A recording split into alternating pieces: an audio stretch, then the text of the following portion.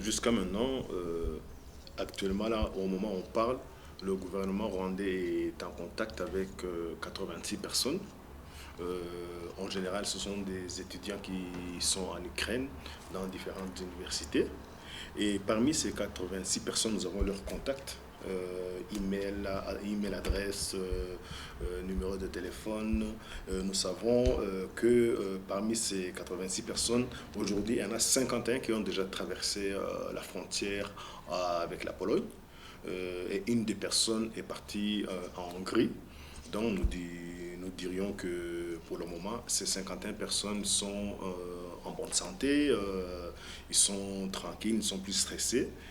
Comme ceux qui sont restés en Ukraine qui ne peuvent pas bouger, il y en a encore 15 qui sont dans des endroits où il y a encore une bataille entre l'armée russe et l'armée ukrainienne. Il y en a 15 qui sont bloqués, qui ne peuvent pas bouger, qui sont donc obligés de vivre comme tous les autres Ukrainiens. Quand il y a des missiles qui passent, quand on est en train de bombarder, ils sont obligés d'aller dans des caves pour se cacher, dans les métros, pour se protéger des bombardements.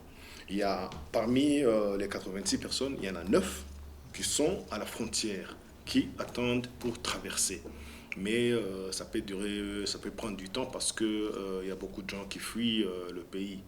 Et puis il y en a encore 11 qui sont en chemin vers la frontière et c'est trop long parce que en général ils sont à pied. Ça ne sert à rien de continuer à utiliser les voitures parce que les routes sont bloquées. Bon, pour le moment, nous avons encore de la chance parce que parmi les 86 personnes, aucune n'a été blessée ou tuée.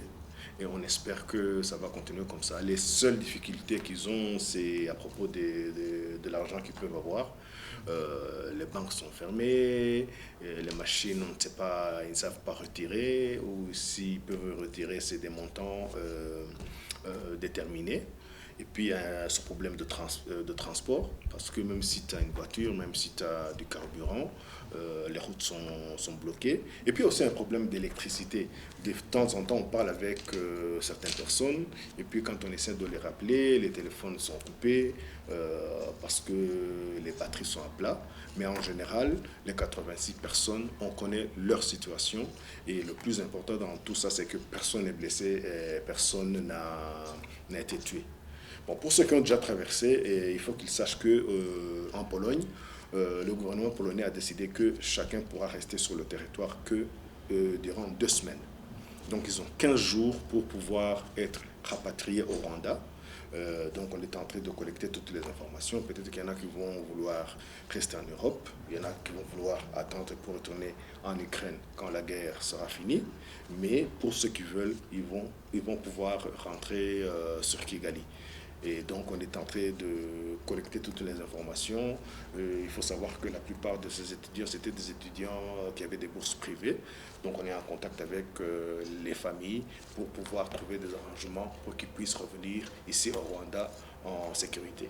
Ils sont aidés par l'ambassade du Rwanda en Allemagne, qui est chargée aussi de l'Ukraine.